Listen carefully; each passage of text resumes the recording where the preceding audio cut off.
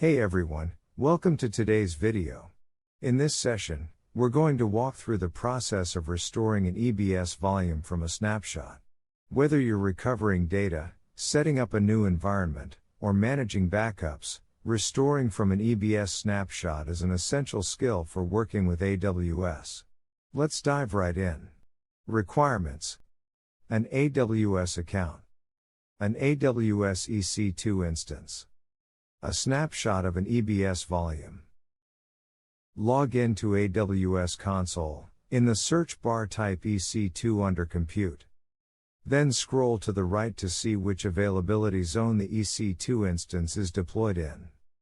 For this example, it is EU West 1A. Navigate to Snapshots under Elastic Block Store.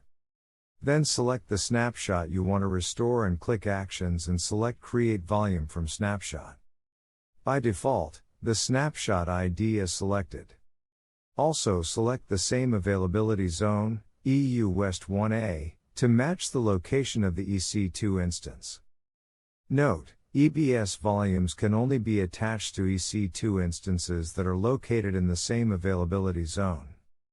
Tag your volume and then click Create Volume. On the left menu, scroll down and click Volumes. And there you have it, a new volume restored from an EBS snapshot.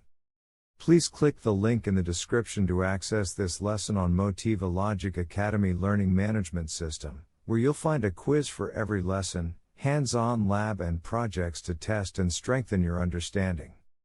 While you're there, explore the full catalog of advanced hands-on courses and downloadable resources designed to help you move from theory to real-world expertise faster. Be sure to like, subscribe, share and visit the link in the description. Don't forget to turn on notifications so you don't miss the future lessons. Thank you for watching.